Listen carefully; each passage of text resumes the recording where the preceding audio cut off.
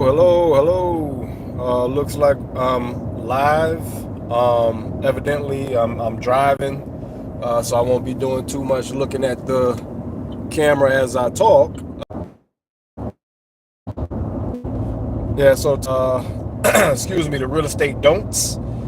Basic things that you want to make sure you don't do in real estate. In half a mile, use the right lanes to To take give exit some context as well, 238A I'm toward coming back I-285 West. from a project 2 hours away from Atlanta. I don't mind traveling for projects or for any type of property. You got to be kind of mobile with this type of stuff, which is not too bad. About a 2 hour drive from Atlanta, so just Use the drop right by two to check lanes it to out. take exit 238A. Let me turn this GPS off. But anyway, so and this brought me to my real estate don't for today, which is don't exclude contingencies in what you're doing. And this isn't specific to just real estate, even though we're talking estate right now. You really don't want to exclude contingencies for anything. They say that there's a few sayings. One is man plans and God laughs. So we make plans and then God laughs like, okay, forget your little plans. Also, what's another one that they say? The only two things promised in life is change and change. Those sayings are completely true. We plan a lot of stuff and then life happens and it goes a different way. So my point is never exclude or never forget contingency. Don't schedule and don't budget based off exact numbers without including cushion for the unforeseen, because you cannot foresee everything. So you want to make sure that you account for that. Now, how do you do that, right? Okay, well, let's just keep it specific to construction. To real estate.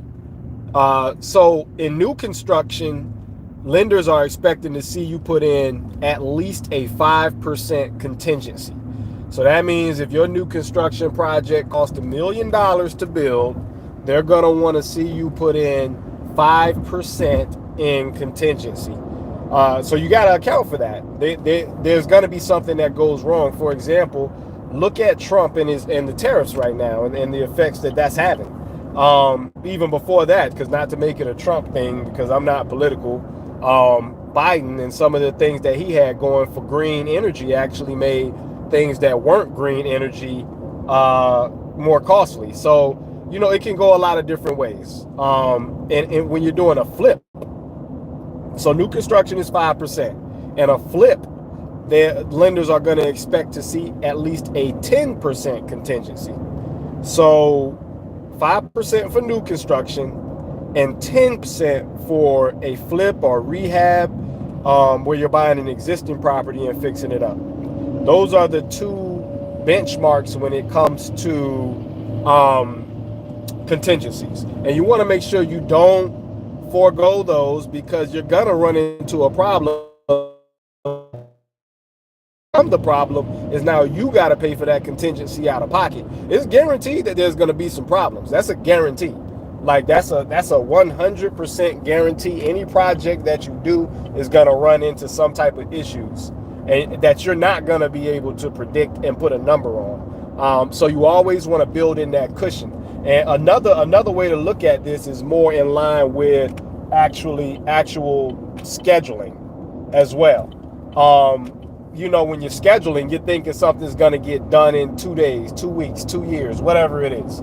You got to build in contingency there too, because it's the same exact thing. What if there's a strike? What if there's a this? What if there's a that? So ultimately, the main point is that do not forget to account for the stuff that can't be accounted for. That's it. So yeah, I'm driving with care. I appreciate it, but I got it cut. I've been driving a while. So new construction is 5%, rehab or flip is 10%.